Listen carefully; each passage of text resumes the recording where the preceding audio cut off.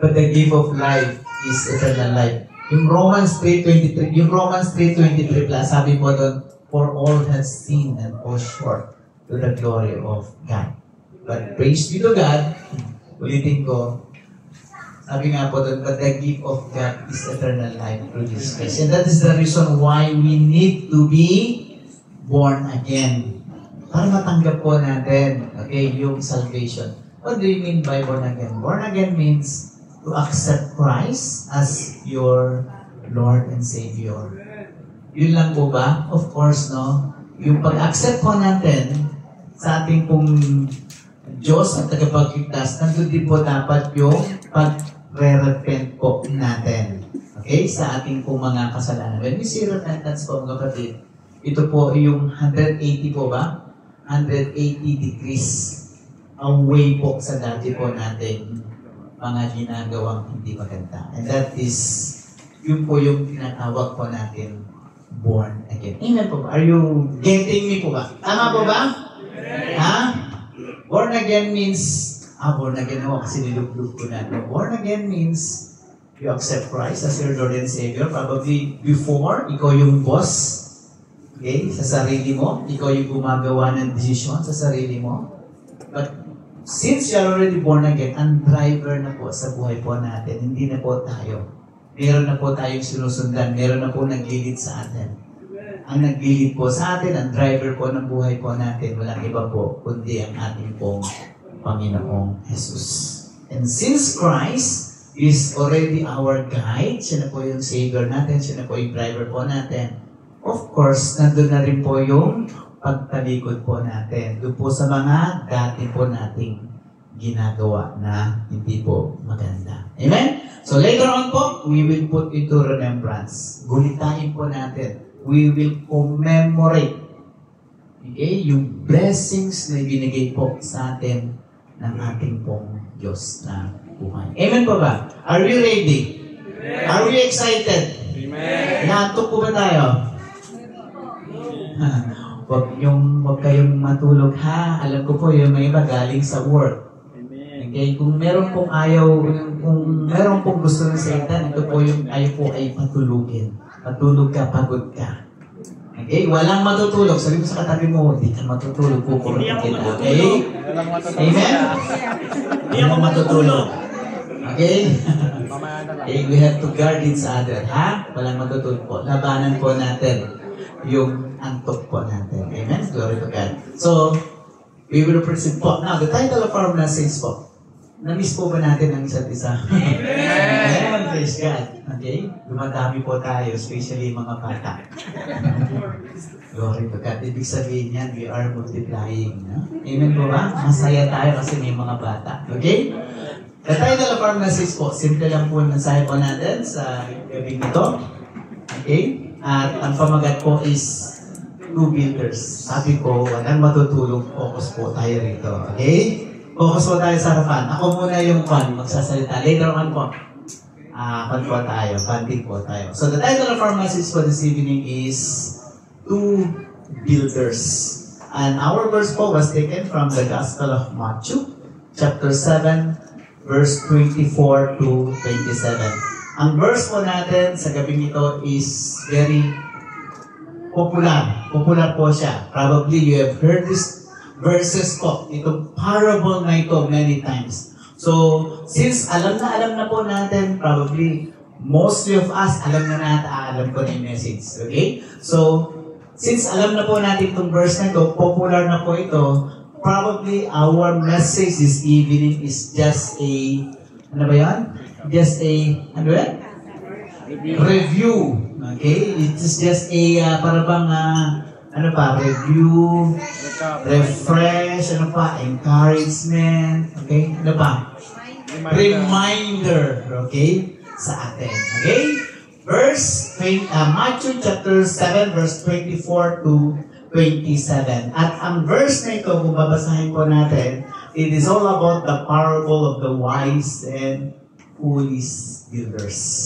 Okay? When we say parable, ano ba ibig sabihin ng parable? Parabola. Praise God. Gising na gising si ate.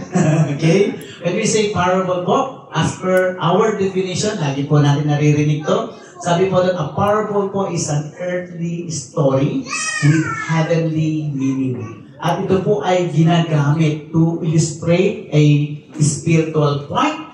A parable po is used to illustrate a spiritual lesson. Meron pong lesson. It is an heavenly story. Pero itong story nito may spiritual point. Meron pong ini-emphasize na spiritual lesson. Okay? Amen po ba? Are you with me? Okay. So basahin po natin, no? But before we read, I would like to invite everyone po, tayo po lahat ay tumayo, at sama-sama po natin basahin. Okay? Yung verse natin sa gabi nito. Amen. 1, 2, 3, 4. Therefore, everyone who hears these words of mine and puts them into practice is like a wise man who built his house on the rock. The rain came down, the streams rose, and the winds blew and beat against that house, yet it did not fall, because it had its foundation on the rock. But everyone who hears these words of mine and does not put them into practice is like a foolish man who built his house on sand. The rain came down, the streams rose, and the winds blew and beat against that house, and it fell with a great crash. Let us bow our heads. Lord, let us pray. Father God in heaven, Lord, we give you praise, we give you glory. And Lord, maraming salamat, Panginoon, uli sa gabing ito, Panginoon, that you have gathered us, Lord God, in this place for one purpose, Panginoon, that is to give praise, to give glory, Lord God, to you alone, Lord God. And Lord, sa gabing ito, as we humble ourselves unto you, to receive your word, to receive your guidance, to receive your blessings, Lord, we pray, Panginoon, whatever sins, whatever transgressions, Panginoon, Lord, na nakikita mo, Lord God, sa aming puso, sa aming isipan, Lord, aming nagawa, Panginoon, sinasadya man to o hindi, Lord God. Lord, kami nga po, Lord God, ay nagpapakumbaba, humihingi, Panginoon, ng kapatawaran ng Panginoon. We pray, Lord God, that as we ask forgiveness, Lord, may you grant us mercy, O Panginoon. Forgiveness, Lord God, from our sins, Panginoon. And Lord, sa ito, Lord God, we claim your mercy, Lord God, declaring your word, Panginoon, that as if we confess our sins, you are faithful and just, you will forgive our sins and all our wrongdoings. Lord, thank you, O Panginoon, Lord, sa iyong pagbabatawad, Lord God, sa aming kasalanan. Salamat, Panginoon. Hallelujah. Patuloy, Panginoon. Hallelujah, in Jesus' name. Sa iyong grasya, O Panginoon, Lord God, isang pinagkakalob mo, O Lord God, sa amin. Lord, sa gabi nito, Panginoon, as we receive your word, Lord God, Lord, may your word nga po, Panginoon. Patuloy nga po, O Lord God. Hallelujah, na siya po, Panginoon, ito nga po, Panginoon, ay siyang mag-stay sa aming puso, Panginoon. And as we, Lord God, study these words, Lord God, as these words, Panginoon, be in our hearts, Lord God, Lord, may you help us, Panginoon, to accomplish these things, Lord God, for us to be transformed, Lord, for you to be glorified, Lord God. Lord, bless this church, Panginoon, in Jesus' name. And to thy servant, O Panginoon, Lord, less of me, more of you, Lord God. Lord, may you use thy servant only, O Panginoon, bilang as daluyan, Lord God, yung salita. Ikaw makita, ikaw, O Lord God, ang madakila, O Panginoon. And Lord, sa lugarang ito, may you seal it, O Lord God, with your precious blood, and whatever works of the enemy, we rebuke it in the mighty name of Jesus. Lord, we claim the victory, Lord God. In Jesus' mighty name, we all pray, and all of us will say, Amen. Praise God po. Tayo pong lahat ay umupo. Amen. Alam niyo po, mga kapatid, ito nung bakasyon po namin, very konti lang po yung, yung pamamasyal po namin. Kasi po, doon po sa bahay namin sa probinsya, doon sa Tugigaraw, medyo marami pong sira yung munting bahay po namin. Yung mga tiles po is ano ba yun? Maangat. The tiles po are slowly detaching, halos lahat na yata. At dahil umaangat po ito, nabibiyak, nagkakrak, pagka yung may nagkakrak po siya. So we decided po, mga kapatid, na i-repair yung mga tiles na ito. We decided po, mga kapatid, na palitan yung mga tiles. Okay? So, ang tanong po is, bakit po namin gustong i-repair? Bakit po namin gustong palitan yung mga tiles na yon? Bakit kaya? Why is it that we need to repair yung mga houses po natin? Why is it that we need to repair yung mga bahay po natin? Bakit kaya? Okay? Ang simple reason po niyan is of course, we want to build our house. We want po yung house po natin, yung bahay po natin ay maging maganda. Di ba? Sino po ba rito may gusto yung bahay nila maganda? Of course, tayong lahat, gusto natin yung bahay po natin ay maganda. Okay? Amen po ba? Amen. Okay, now, yung title po ng message po natin, mga kapatid, is The Two Builders. Okay? Yung message natin, since it is a parable, sabi nga po doon, yung builders po dyan, it represents us. Tayo po yung builders. At yung house po dyan, sino po yung house? It represents po yung buhay po natin. Are you getting me? Para dire-diretso po yung ibig sabihin ng to, okay? Yung builders po dyan, okay, is yung tayo. Okay? At yung house po dyan na binil po ng builders is all about our life. Okay? In reality po, mga kapatid, as we travel our life here on earth, we are building our life. Amen po ba? Di ba? And in reality, as we travel our life here on earth, we are building our life. The reason why we are here, bakit po tayo nandito sa gabi nito? For us to build our faith. Diba? Tama ba ba? For us to build our relationship sa ating pong Panginoon Diyos. In Romans 10:17, sabi nga po doon, faith comes from hearing, and hearing the Word of God. To the students, sa mga estudyante po natin, bakit po sila nag-aaral? Bakit? Praise God, marami pong nag-graduate. Meron po mga with high honors, with honors. Diba? Amen po ba? Starbucks naman dyan, that day, Okay, sa mga estudyante, okay, why is it that they are studying? For them to build knowledge. Diba? For them to build knowledge, upang sa ganon, once na mag-graduate po sila, through their knowledge po, they will build their career. Tama po ba? Sa mga singles, diba? Pagka may nakilala po sila, may nakilala na po ba yung mga singles natin? Okay? Of course, kapag may nakilala sila, hindi po pwede na asawa kagad. Di ba? So, ang una po muna is they will build their relationship. After they will build their relationship, ayan ang marriage na. After marriage, again, they will build their marriage. Diyan na po nagsisimula yung trust. Diyan na po nagsisimula yung confidence. Tama po ba yun?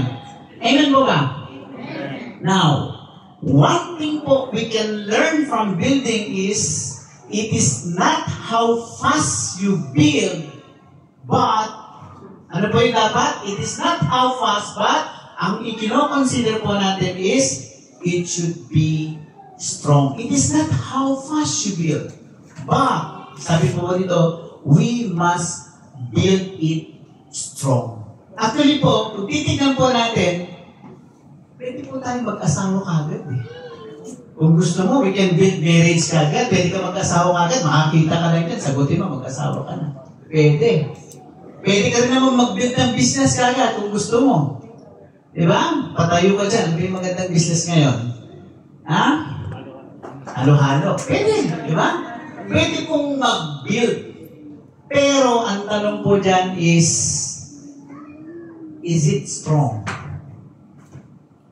Titibay po ba ito? Matibay ba itong relasyon na ito? Titibay ba itong business na ito? Why is it that kailangan malakas yung binibuild po natin? Why is it that kailangan malakas? Okay, yun po yung tanong. Why is it that we need to build it strong? Why? Bakit po dapat malakas? Bakit po? Kasi po, kailangan malakas because there will be testing. May testing po.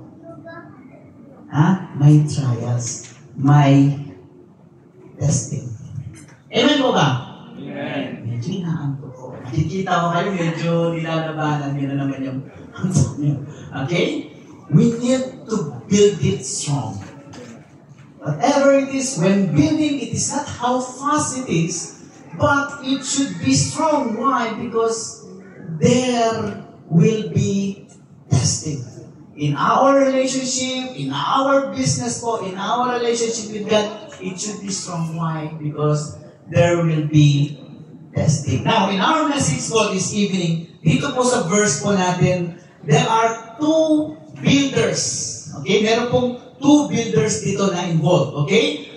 Isa po rito is yung wise, yung isa po is yung foolish builders. These two builders po, kung babasahin po natin, they build the same house. Parehas po yung materials na ginamit po nila. Parehas po yung bahay na ginawa po nila, 4 bedrooms, 2-story building, okay? 2 stories po yung bahay po nila, okay? Parehas na parehas po mga kapatid. Or magkamukha po yung building o yung bahay na ginawa po nila. Yung facade, inside or externally po, no, they look the same. Actually, mga Kristiyano rin po na nakikita natin, no? Titingnan natin, halos para-parehas lahat, di ba? Amen? Maliliit o malalaki, malaking church, or what? They're all the same. They're all the same po.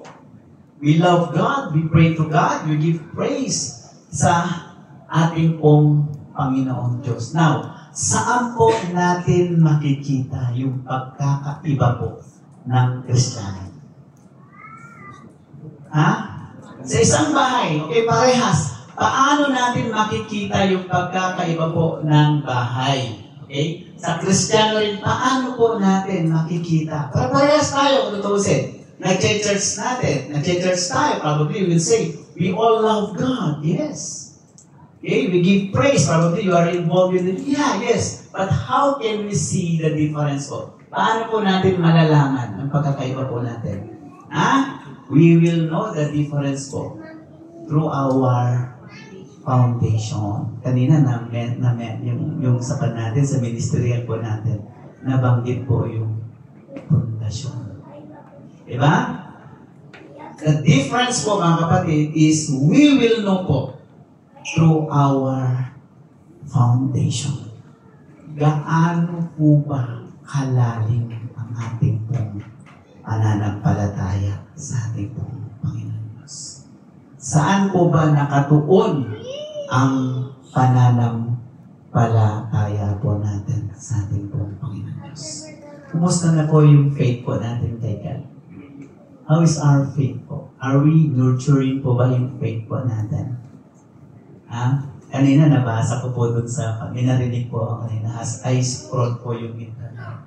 Are we going to church because we have faith to God? Or before, kasi nga before sabi niya, we should not go to church because it's just a form of ritual. No.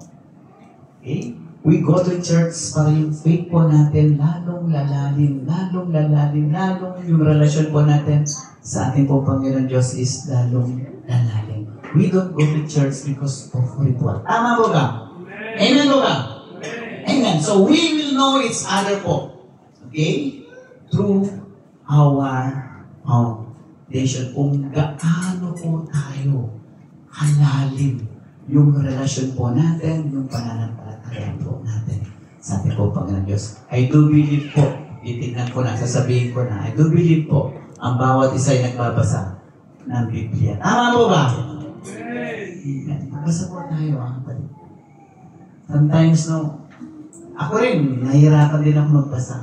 But, we must read the Word of God. There's no shortcut po. Amen po ba? Ayan naman si Pastor, paulit-ulit sa pagbabasa ng Biblia. Mahirap po magbasa. Mas maganda po tignan ng cellphone. Ang cellphone po, may Bible din. Doon nyo na lang tignan para maganda. Kapag medyo tinatamad po kayo, ang gawin nyo, no? Ito po yung mga ginagawa ng mga matatanda. Ginagawa po nila, yung naka-headset pa yan, si Mama, yun ang ginagawa eh. Yung Bible audio. Yung ginagawa mo, Ma, Nagbabible ako. Nagbabible ka nakapikit. Hindi, nakikinig ako ng Bible. Siguro, tinatamad na kayo magbasa. Ngayon, pinaganda pa. May Bible audio na. Ako, mas lalong makakatulog kayo niyan na pagkaganon. At least Word of God, no? Ayan po ba? So, read po the Word of God. Okay? Now, why is it po, mga kapatid, sabi nga po ulit, tanong po ulit, ulit-ulit, why is it, mga kapatid, that our foundation should be strong? Bakit po kailangan malakas yung fondasyon po natin? Bakit po kailangan malalim yung pundasyon natin? Bakit po? Dahil meron pong pagsubok. There will be testing. Our faith with God will be tested. Our marriage po, yung pagsasama natin. Mag-boyfriend man kayo, or it will be tested. Your finances, our finances, mga kapatid, will also be tested. And if our foundation po, mga kapatid, is not strong, hindi po yan malakas. Ano po mangyayari? Sabi po dun sa verse, no? And it fell with a great crash. In our verse po, the two builders po have a foundation. Yung dalawang manggagawa dito sa verse natin, may pundasyon naman. Okay? Yung isa po, ang foundation po niya is situated po, it is founded po on the rock. And the other one po, it was in the sand. Now, ano po nangyari nung may bagyo? Okay? Sabi po rito, no? In Matthew 7:25, the rain came down. Ito po yung builder na itinayo po niya yung kanya pong bahay sa rock. Okay? The rain came down, the streams rose, and the winds blew and beat against that house, yet it did not fall because it had its foundation on the rock. Yung ibig sabihin po, spiritual meaning po ng rain, streams, yung wind na yan, it depicts, ang ibig sabihin po niyan is ito po yung mga pagsubok po natin sa buhay. Ito po yung testing na nararanasan po natin sa buhay. And there's no excuse po na po tayo. Okay? Pero ano po nangyari, no? Yet, it did not fall because it had its foundation on the rock. This verse means, when we say yung foundation po niya is nandun po sa rock, ang ibig sabihin po niya, okay, yung pananampalataya po niya ay nakaakap, nakatuon po sa ating pong Panginoong Jesus. Amen po ba? Are you getting me? Focus po, medyo nakuban tayo. When we say its foundation is on the rock, ang ibig sabihin po niyan, mga kapatid, ang pananampalataya po niya, okay, is nakaakap, nakatuntun po sa salita po ng ating pong Panginoong Diyos. Okay? At ang pangalawa po, in Matthew 7:27, ito po yung ang kanya pong pananampalataya, mga kapatid, ay hindi po nakatuon sa ating pong Panginoong Jesus. When your faith po is not focused unto Jesus, when your faith po, mga kapatid, is not in Jesus, ano po mangyayari? Sabi nga, the rain came down, okay, the stream rose, and the winds blew, and beat against that house, and it fell with a great mass. You know what? I'm telling you now. Alam niyo, kapag yung faith po, yung wala sa ating po Panginoong Jesus, when we don't know the Word of God, when we are not led po by the Word of God, sinasabi ko po lagi ito, madali po tayong kapitan ng problema. Bakit kaya, Pastor? Ba't mo naman nasabing madaling kapitan po ng problema? You know what? If your foundation po is weak, alam mo, ang tendency, konting hangin lang, gumagalaw ka. Anong ibig sabihin niya? The reason why gumagalaw ka is because nandun po yung fear, nandun po yung takot. The reason why andun po yung medyo gumagalaw ka, madali kang kapitan ng problema is because simple lang po yung nangyayari. Hindi mo po alam ano po yung purpose ng problema na yun. Nagkasakit ka lang ng ulo na. Ano kaya mangyayari sa akin? Madali ka po kapitan ng problema. Amen po ba? Tandaan po natin yan. Okay? How do we know if we are building our faith in the solid rock? Paano po natin alam? Okay, sabi po rito, in 7:24, in Matthew chapter 7, verse 24 to 25, sabi niya, therefore, everyone who hears these words of mine and put them into practice is like a wise man who built his house on the rock. Taas ang kamay ng mga wise. Amen. Itaas ang kamay nyo. Hindi nahihiya kayo. Itaas ang kamay ng mga wise. Taas po natin mga kamay po natin. Amen. Nahihiya kayo. We are all wise because we are here. We are learning the Word of God. We are hearing the Word of God. We are applying the Word of God. Tama po ba? So sabi po doon, we know po, alam po natin that we are building our faith. Okay? In a rock po. Sabi nga, if we hear the words of God and put them into practice. Okay? There's a big difference po about believing and obedience. Tandaan po natin yan. There's a big difference between knowledge and wisdom. Ano ba yung knowledge? Knowledge means alam natin. Yung wisdom means, ano ba yung wisdom? Knowing and practicing.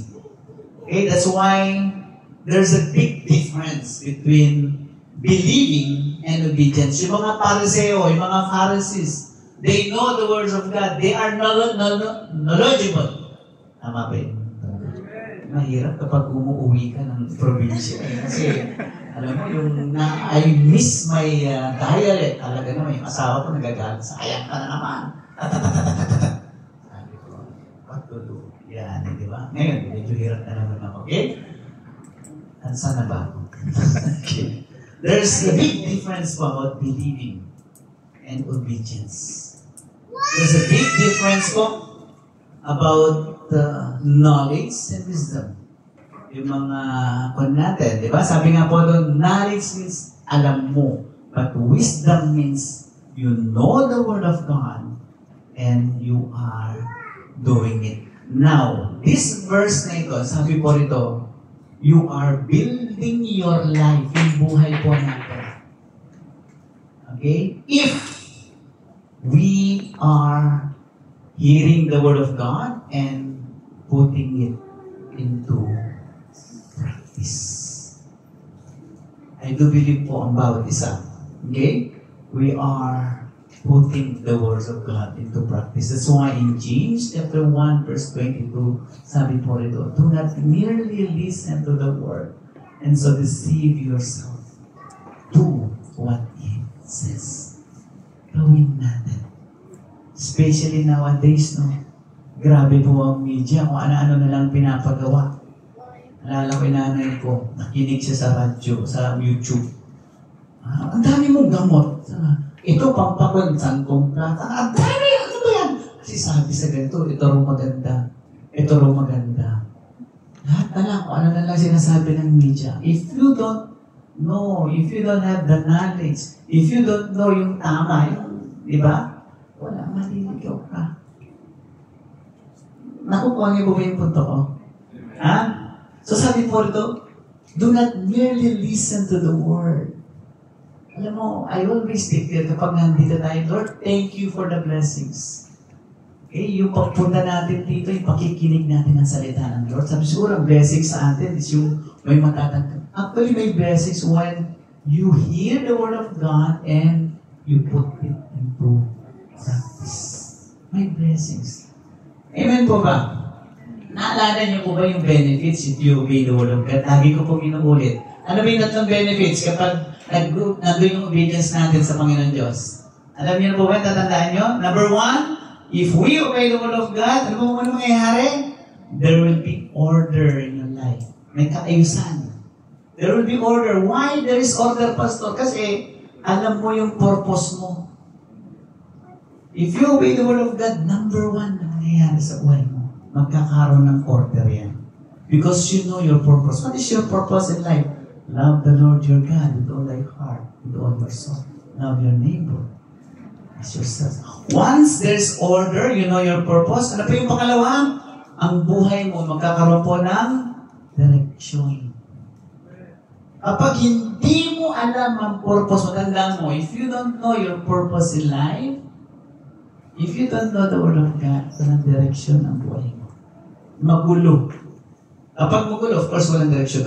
Pero kapag may order yan, may purpose, may direksyon. Okay? Maganda yung buhay na may direksyon. Di ba? Hindi yung papuntang aluwaga. Pag ganun-ganon, hindi mo alam kung saan pupunta, mahirap yun. Tatanda tayo rito sa UAE niyan. Sino ba rito yung gustong tatanda? Mahirap mag-stay dito ng matanda. Huwag kayo tumingin sa akin.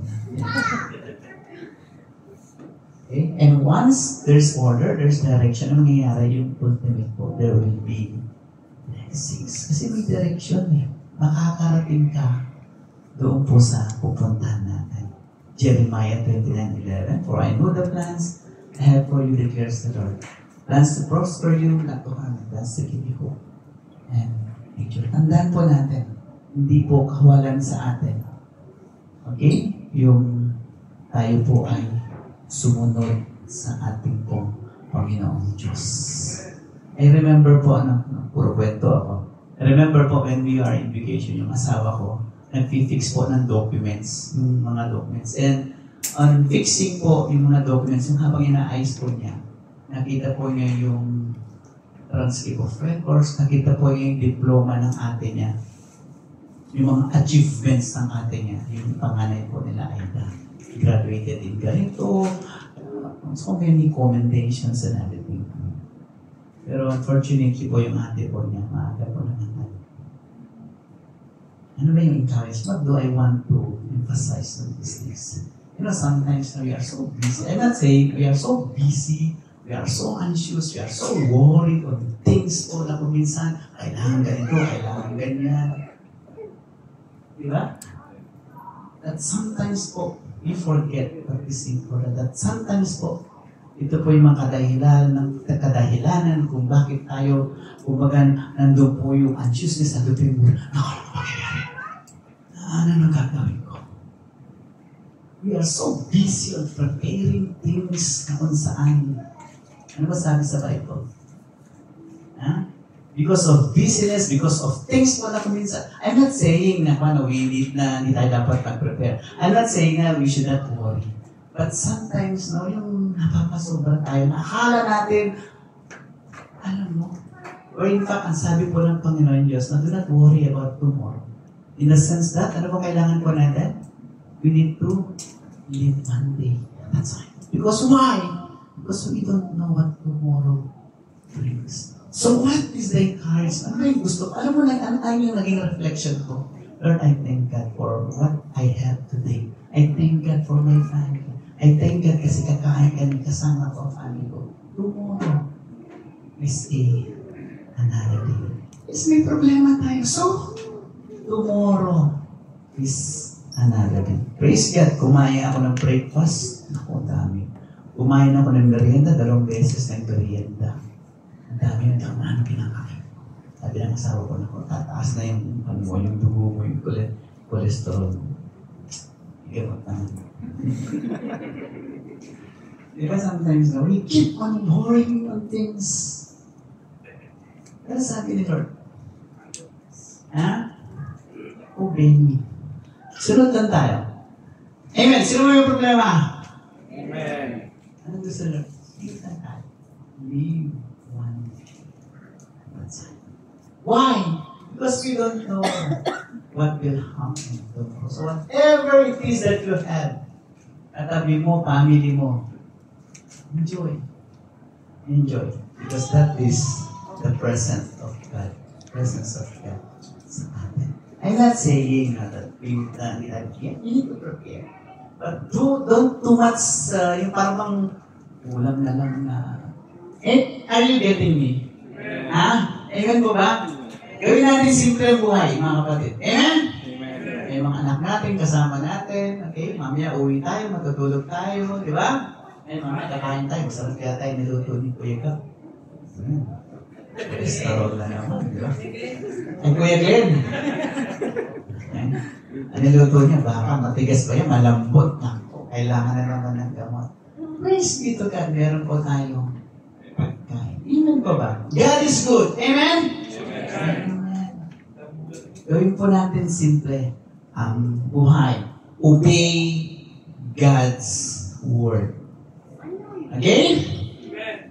Always remember, God is good. And He knows our worries. And what He wants from us is to give our worries. Give our worries. In Matthew 18:28-30, sabi, come to me, all you are worried and heavy laden, and I will give you rest. Obey God's words. Huwag buhatin ang problema. When we build our life with faith in God, obeying His words po, we are building our life with a solid foundation. Okay? We are wise. Trials will come, yes, but we will not fall. Hindi po tayo babagsak. Amen? Sabihin sa katabi mo, hindi ka babagsak. Kasama mo si Lord. Okay? Amen. Obey God's words. Okay? Amen? Amen. Next, how do we know if we are building our foundation in the sand? Sabi po rito, in Matthew 7:27-28, sabi niya, but everyone who hears these words of mine and does not put them into practice is like a foolish man who built his house on sand. The rain came down, the stream rose, and the winds blew and beat against that house, and it fell with a great crash. Ito po, medyo magandang kwento. Encouragement ito sa mga patulog-tulog. Nabalang sinasabi ng pastor, nakatok na ako. Kaya, sabi nga, kung sino raw yung salita, no, hindi nyo isinasagawa. Siyempre, paano nyo isasagawa? Kung nakatulog kayo, hindi nyo alam ang salita. Okay? So, sabi po rito, whoever hears these words of mine. Sino yung words of mine? Yung salita po ng ating pong Panginoong Diyos. Sino na po ba rito yung nagpatayo ng bahay na, doon po sa sun? Ano ba yung sun? Sa buhangin. Sino po? Meron na po ba? Subukan nyo. Gastusan nyo, subukan nyo. Ano kaya mangyayari? Kapag nagpatayo kayo ng bahay sa buhangin, ano kaya sasabihin ng kapitbahay nyo sa inyo? Ano sabihin niya? Ito talaga ito. Nakadroga yata. Sige, yun na yung kon ngayon sa Philippines, kapag kayo medyo mangka, medyo may tama na yata. Papatayo ng bahay. Okay? Sa buhanginan, no? Sabi po, if we build our house po on the sand, sabi po, you are foolish. Foolish. Ano bang ibig sabihin if we build our house on the sand? Ang ibig sabihin po niyan, since it's a parable, meaning, if we are building our life po in the sand, if we are building our life without Jesus Christ leading us, guiding us, if we are building our life po, okay, na hindi po tayo nag-o-obey sa ating pong Panginoon Diyos, a very, tawag ito, yung napakagandang po, very clear, if we are building our life, traveling our life, without the guidance, without the words, the leading of our Lord Jesus Christ, sabi niya, you are foolish. Amen po ba? Tandaan po natin, no? When God asks po to do something, kapag ang Panginoon Diyos po natin, kapag may pinapagawa po sa atin, tandaan po natin, no? It is always for our own good and for His glory. Sometimes kapag may pinapagawa ang Panginoon Diyos sa atin, minsan, yan na naman si Lord. Mag-church na naman. Ayun na naman si Lord. Alam mo mga kapatid, kapag ginagawa natin to, hindi ito para sa Panginoon Diyos. Para sa atin po ito. Amen po ba? Are you with me po? Okay? When we choose po not to obey God, we are depriving ourselves po with the blessings na gusto pong ibigay ng ating pong Panginoon Diyos. We must understand po that no matter what obedience will cost us, gaano man po at hindi, kahalaga po yung obedience, okay, na nais po ng Panginoon Diyos. We must understand that no matter what obedience might cost us, it is nothing po compared to the blessings that await us in eternity. Tandaan po natin yan. Yes, mahirap po mag-obey sa ating pong Panginoon Diyos. Pero tandaan po natin, mga kapatid, okay? It is nothing, sabi nga po ito, compared to the blessing that awaits us in eternity. We should not depend po on our feelings. Ito po yung kanina na pagtama-tama po yung mga kanina sa ministerial. Kanina, sabi nga, we should not depend po on our feelings or emotions, but simply obey, and God po will give us the grace to do so. If we do not listen to God, God will not listen to us. Kapag hindi po tayo makikinig sa Panginoon Diyos, kahit anong dasal mo, hindi rin po makikinig ang ating pong Panginoon Diyos sa atin. It simply says that if we don't listen, obey the Word of God, we are considered foolish. Kapag hindi nakikinig, ano tawag? Ay, huwag tayong tumingin sa katabi natin. Foolish. Okay? Tingnan yung katabi mo. Nakaka-offend siya. Okay? Why man doesn't want to obey God? Number one, please. Alam natin.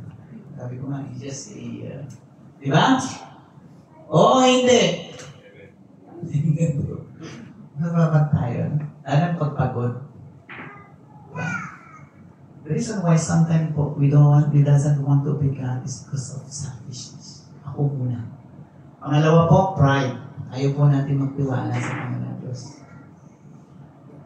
Sa kanila, ayan. Sa kanila. May party. Sa kanila mag-church. Next Friday, meron naman. Ulit. Sabi po rito in Acts 24:25. Now, as he reasoned about righteousness, self-control, and the judgment to come, Felix was afraid and answered, "Go away for now. When I have convenient time, I will call you." Sometimes yung pagpunta natin ng church, no? Diba? Ganito ako noon eh. Ewan ko lang kung hanggang ngayon.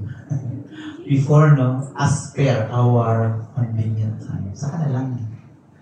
Okay, paminsan-minsan na naman to eh. Okay, si Felix po ito is a governor of sa Roma, si Felix. He's a governor. And Paul po was preaching, okay, to Felix, to the governor of Felix. He was preaching the word of God. He was preaching po about righteousness. Alam ni Felix po na yung word of God na itinuturo po ni Apostle Paul was correct. Is correct. Kaso nga lang, si Felix kasi sa governor, may position, meron lahat. Okay, gusto mo niyang mag-good time. Sabi po ni Felix, go away for now. Saka na lang. Okay? When I have a convenient time, I will of you. Okay? Next po, why man doesn't want to obey God? Some does not obey God because of the cost involved. Mahal eh. Kumbaga, maraming mawawala. Friday na nga lang yung time namin ng mga barkada ko, time ng mga family, reason na lang. The cost involved. Tama po ba yun? Tama po ba yun, mga kapatid? Okay? In 1 Timothy po, chapter 6, verse 17, natapos na po tayo. Sabi po rito, command those who are rich in this present world not to be arrogant nor to put their hope in wealth. Okay? We which is so uncertain. Okay? But to put their hope in God, who richly provides us with everything for our own enjoyment. Before po I end, no? There's this one illustration po, mga kapatid, na gusto ko pong ikwento sa bawat isa. There's this one father po, no? Na sinabi po niya sa kanya pong anak. Sabi po sa kanya pong anak, clean your room. So, the father po commanded his son po to clean his room. Okay? So, umalis po yung tatay, pumasok po siya sa trabaho. After 10 hours po, labas po niya sa trabaho, pumunta po sa bahay, at nakita po niya, yung kwarto po ng anak po niya is madumi pa rin. Still dirty. And he was surprised kasi yung mga anak po niya is masayang masaya. Lumapit po sa kanya yung mga anak niya. Sabi niya, Dad, sabi niya, you told us to clean our room. Actually, Dad, ang ginawa po namin, nag-research kami, sinerch namin kung anong ibig sabihin ng clean your room. In fact, I invited my friends and everything, and we search, we meditate the word clean your room. Ano ba yung gusto kong ipunta rito? Sometimes, no, we all know the word. We all know the word. Asa mahalang, we meditate the word. Asa mahalang, ang problema po sa atin is hindi po natin pinapractice, hindi po natin isinasa the word. Tama po ba yun? You know, don't tell me. Niloloko natin ang sarili natin. If we say na hindi ko po alam ang salita po ng Panginoon Diyos. You know what? If you know the word at hindi mo po ito ginagawa, ito po yung tinatawag natin foolish. Bigat, no? Kapag hindi mo alam, at least hindi mo alam eh. You're ignorant. But if you know the word and you are not practicing it, you're not doing it, you're not obeying it, you are considered foolish. Amen? Actually po, God is commanding us. Ando po yung command ng ating po Panginoon Diyos sa atin. Simple lang. Ano yung command ni Lord? God is commanding us po, mga kapatid, that to love the Lord your God with all your heart, with all your soul, with all your mind. The command of God is to seek God first and His kingdom and His righteousness, and all these things shall be added unto you. The command of God is, wife, submit to your husband. Maliwanag yun. Amen po ba? Amen. The command of God is, husband, love your wife. Ay, yung mga kalalakihan, nagtanong kayo kagad, no? Husband, okay? Love your wife. Ano pa? Okay. Children, obey your parents to the Lord. Ito po yung napakagandang blessings. Okay? Para po sa mga bata. Ano pa? Forgive those who trespass against you. Forgive. Madali mo ba magpatawad? Ang hirap, di ba? Hindi ko lang kilala si Lord. Nari ka sa akin. O sige, pinapatawad kita pero huwag ka nang magpakita sa akin. Huwag ganun, okay? Huwag ganun po, okay? Ano pa? Trust in the Lord with all thy hearts and lean not on your own understanding, sa Lord. In all thy ways acknowledge Him. And He will make your paths straight. What else? Ano pa? Ano ba yung mabigat? Ano ba yung mga mabigat? Give your tithes to the stars. Aray! Mabigat siya, Pastor. Saan na lang? Okay. In Jesus' name po. Okay? So, sabi po rito, no? Ano ba yung pinukuman ng ating po po yun? Sabi po rito, as we end our message, sabi nga, in Matthew 7:24-25, sabi po rito, therefore, everyone who hears these words, okay, of mine, and put them into practice is like a wise man who built his house on the rock. The rain came down, The stream rose, and the wind blew and beat against that house. Yet it did not fall. Why? Bakit po hindi po babagsak? Because it had its foundation on the rock. If you are with Jesus po, if your faith is in Jesus po, hindi po tayo babagsak. Gaano mang kalakas yung pan na yan, yung lindol na yan, yung problema na yan. Tandaan po natin. Kapag ang pananampalataya po natin ay nasa ating pong Panginoon, tandaan po natin, hindi po tayo babagsak. Amen? In Luke 11:28, sabi po rito, he replied, "Blessed rather are those who hear the word of God and obey it." Pinagpala po tayo, mga kapatid, okay, na nakinig, at hindi lamang po na nakinig, na kung saan nakinig po tayo, and at the same time, we obey it. Amen? Praise God. Let us all stand up and let us pray. Hallelujah. Now, in obeying God's words po, mga kapatid, you know what? Alam niyo po, mga kapatid, in obeying God's words, I'm not saying po na madali. Mahirap po. Tama po ba yun? Mahirap po siya.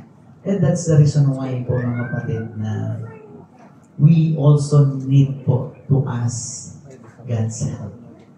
Now, for us po to obey the word of God, una po ang gagawin po natin. Tandaan po natin na for us po to obey the word of God. For us po na hindi po tayo mahirapan mag-obey ng salita po ng Panginoon Diyos. Okay?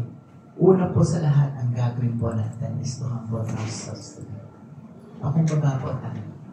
And as we humble ourselves unto God, una po, ito gagawin ko, sabihin ko po sa inyo, read the word of God.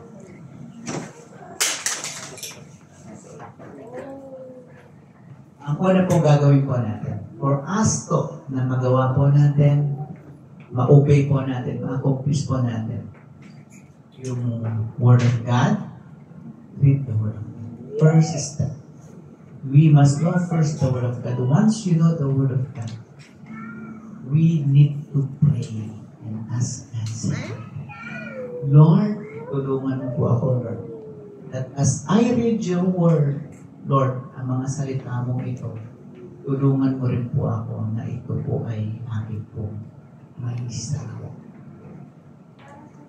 Amen po ba? And we need to do it kasi sabi ko nga po kanina, no?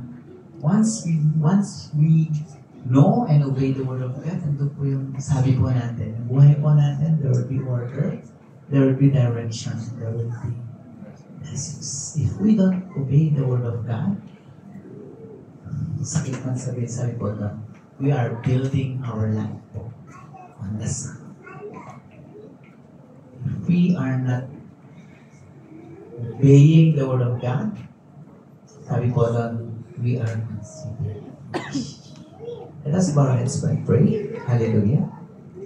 And as we pray po, once again, inviting everyone po to say their prayers in Jesus' name. Ask God's help po in Jesus' name.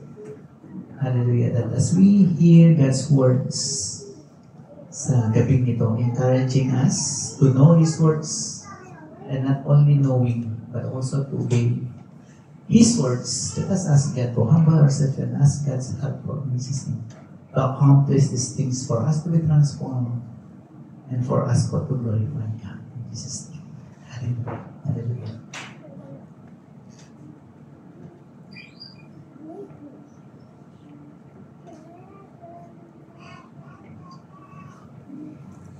Our God in heaven, Lord, once again, salamat, Panginoon, sa iyong mga salita, Panginoon, siya na po kami minahayag sa gabi ito, Panginoon. And yes, tuloy nga po, Panginoon, hallelujah, that apart from you, Lord God, hindi natin. Tunay nga po, Panginoon, in Jesus' name, that not only that we need to know your word, Panginoon, but also, Lord God, on knowing your word, Lord, we should also obey it, Lord God. We should also put it into practice, Panginoon. Lord, sa gabing ito, Panginoon, as we accept you as our Lord and Savior, as we humble ourselves unto you, Panginoon, Lord, we pray, Panginoon, please need to lead us, to guide us. Lord, we pray, Panginoon, hallelujah, in Jesus' name, to help us, Lord God, to accomplish, Lord God, to put into practice your word, because tunay nga po, Panginoon, your word is a lamp unto our feet, a light unto our path. Tunay nga po, Panginoon, that if we obey your word, Lord, in our life, Panginoon, there will be order. In obeying your word, Lord, our life, Panginoon, ay magkakaroon ng direction. In obeying your word, Panginoon, there will be blessings. Lord, tulungan mo nga po ulit kami. Tulungan mo nga po ulit, hallelujah, ang bawat isa, O Panginoon, na sumunod, Panginoon, na iyong pong mga salita, Panginoon. Lord, sa gabing ito, Panginoon, as we accept you as our Lord and Savior, as we submit ourselves unto you, O Panginoon, in Jesus' name, Lord, hallelujah, igiya mo nga po ulit kami, Panginoon. Igiya mo nga po ulit kami, Panginoon, hindi sa nais namin, Panginoon, kundi, Lord God, sa nais mo, Lord God. Lord, sa gabing ito, Panginoon, as we surrender our life unto you, as we ask help unto you, not only us, O Panginoon, but also, Panginoon, we pray, Lord God, sa aming pong family, Panginoon. Lord, sa bansang Pilipinas, Panginoon. Lord, sa aming pamilya, Panginoon, na nangangailangan, Panginoon. Lord, na pong salita, nangangailangan, Panginoon, na pong pag-iya. Nangangailangan nga po, Panginoon, hallelujah, ng iyong healing. Nangangailangan nga po, O Panginoon, na iyong pong pagpapala, Panginoon. Lord, may you reach up unto them, Panginoon, in Jesus' name. And may your word nga po, Panginoon, be in them, Panginoon. And as your word be in them, Lord, may you help them, Lord. May you help them also, Panginoon, to accomplish your word, ang Panginoon, for them to be transformed for your glory, Panginoon. Lord, we pray, Panginoon, to use someone, Panginoon. We pray, Panginoon, to send someone, Panginoon, to reach them out, Panginoon, in Jesus' name. In Jesus' name. Maraming salamat muli, Panginoon, sa gabing ito, O Panginoon, Lord, sa kapayagan na iyong mga salita, O Panginoon. Patuloy nga po, Lord God, ang ngayong panalangin, Lord God. May these words be in our hearts, O Panginoon. And yes, we claim victory, O Panginoon, sapagkat ngayon pa lamang, we know, Lord God, that you will give us the strength. We know, Panginoon, na ikaw nga po, O Panginoon, siyang gigiya, ikaw nga po, O Lord God, ang siyang tutulog sa amin, Panginoon, upang magampanan namin, O Panginoon, ang iyong po mga salita for your glory. Thank you, Lord God. Thank you, Jesus. And this is our prayer. In Jesus' precious name we all pray, and all of us will say, Amen. Praise God po. Let us all be seated, and for us po to go on po sa ating po Holy Communion. Jesus' name. Let us stand. Tayo po lahat ay tumayo, mga kapatid. Para hindi po tayo antukin. Okay? Praise God. So, tonight po, we will celebrate the Holy Communion. So, ano po ba yung ibig sabihin ng Holy Communion? The Holy Communion po, known as the Lord's Supper, represents the greatest expression of God's love for His people. Actually, kaya po ito ginawa ng ating pong Panginoong Jesus. Ito po yung pagbigay po ng buhay ng ating pong Panginoon Diyos in the cross of Calvary. The reason why God has done this thing, Jesus Christ has done these things, mga kapatid, is because of His greatest expressions of His love for us. 2 items po ang ating pong gagamitin po to be used in our Holy Communion. The bread po, ito po yung biscuit, no? Which represents the body of Christ that was tormented and broken before His crucifixion. And the cup po, na mayroon pong juice, no? Represents His shed blood. When Jesus po